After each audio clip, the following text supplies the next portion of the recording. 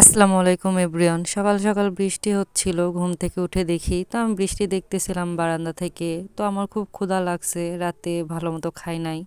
তো মাকে বললাম পরোটা নিয়ে এসে দিতে, মা পরোটা নিয়ে এসে দিল। আমি আবার ঝাল মিষ্টি একসাথে খাই, শিরার সাথে আমার খুব ভালো লাগে পরোটা। দেন অনেকগুলো কাপড় ছিল, মা এগুলো দিয়ে গেল, বলল গোছা। আমি এগুলো গোছায় রেখে রুমটা পরিষ্কার করলাম। রুম গোছানোর আর ক্লিপ নিতে পারিনি, কারণ বৃষ্টি হওয়ার কারণে কারেন্ট যাচ্ছিল বারবার। তো তারপরে আমি আবার ভাত খাইতে গেলাম দুপুরে আলু ঘাটি দিয়ে। ভাত খাওয়ার পরে মাকে বললাম পিঠা করে দাও আমাকে, মা আবার পিঠা করে দিল, ডাল পুলি। তো এখানে আমার ভাতিজা খেলতেছিল, ছোটবেলায় আমিও খেলতাম এগুলা দিয়ে, গাছের নিচে ঘরবাড়ি বানাইতাম। আমার মেয়ে খুব এনজয় করতেছিল। আমার মেয়ে তো বরাবরই তার বড় ভাইয়ার পাগল, তার ভাইয়ের সাথে খেলে আর আমাকে ভুলে যায়।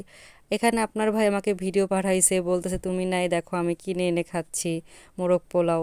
আসলে আপনার ভাই মেসে আজকে ভালো খাবার পায় নাই, মানে মাছের তরকারি হলে সে খায় না। তো বলতেছে অনেক ক্ষুধা লাগছে, দ্যাটস ওয়াই এগুলো নিয়ে আসছে। এনে আমাকে দেখাচ্ছে আর বলতেছে তুমি নাই, 10-12 দিন হচ্ছে বাইরের খাবার খেয়ে বেঁচে আছি। তো এরপরে বিকেলবেলা আমার মেয়েকে হাসানোর জন্য নদীর পাড়ে গিয়েছিলাম। হাঁসগুলাকে দেখে আমার মেয়ে প্রচুর এনজয় করতেছিল, আমি আবার হাঁসগুলাকে পানিতে নেমে দিচ্ছিলাম। আর প্রকৃতির দৃশ্য অলওয়েজ ভালো লাগে চোখের সামনে।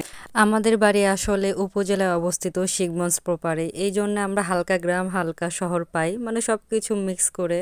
বিকেলবেলা আমার মেয়েকে আঙুর ফল একটু পেড়ে খাওয়ালাম, তাকে প্রথমবার খাওয়াচ্ছি। আর এটা পাড়তে গিয়ে আমার আব্বার কথা অনেক মনে পড়তেছিল। মূলত সবগুলা গাছ আব্বার জন্য লাগানো হয়েছিল, যেন আব্বা সব কিছু খাইতে পারে। আব্বার ডায়াবেটিস ছিল, এর জন্য জামরুল, নিমের গাছ, মানে অনেক গাছ আমি যেগুলোর নামও জানি না, আমার ছোট ভাই বড় ভাই এবং আব্বাও কিছু গাছ লাগাইছিল। কিন্তু আব্বা গাছ লাগানোর 1 বছর পরে মারা যায়। এগুলো গাছের বয়স 3 বছর হচ্ছে। আব্বা 2023 সালে 9 জুন মারা যান। এরপর থেকে আমার গাছের প্রতি কোনো আর ফিলিংস আসে না, বাড়ির এবং ফলের উপরও। এখানে আমার ভাইয়া কুরবানির ছাগল কিনে নিয়ে আসছে, 8 কি 9 হাজার টাকা পড়েছে, আমি সঠিক জানি না। এখানে কয়েকটা কথা আমার শেয়ার করার আছে। অনেকে ভাবতে পারেন আমাদের অবস্থা তো মোটামুটি ভালো, তাহলে এটা কেন কুরবানি দিচ্ছে। আসলে আব্বা মারা যাওয়ার পরে আমার ভাই একা হাতে সংসার সামলাতে পারতেছে না। কথাই আছে না, বাবা হলো পরিবার একটা বট গাছ। সেই বট গাছটা আমাদের কপাল থেকে 2 বছর আগে আল্লাহ কেড়ে নিছে।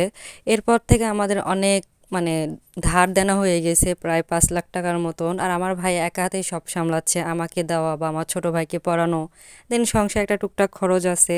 তো এইভাবে যে আমাদের কুরবানিটা আটকে রাখেনি ভাই বা বন্ধ করে দেয়নি, এটাই অনেক। তো আল্লাহকে খুশি করার জন্য যে অ্যামাউন্টটা আছে সেটা দিয়ে দেওয়াই উচিত। তো এতটুকু আমি বললাম। আর আমি কখনো হাইড করি না, আর মিথ্যা কথা বলি না, মিথ্যা শো অফও করি না যে আমার এটা নাই আমি এটা কেন বলবো। এই জন্য আমি সব কিছুই শেয়ার করি, যেটা আমার ডেইলি ভ্লগ, আমার লাইফে যা হচ্ছে তাই দেখাচ্ছি। তো আমার মেয়ে খেলতেছিল, টাটা বাই বাই।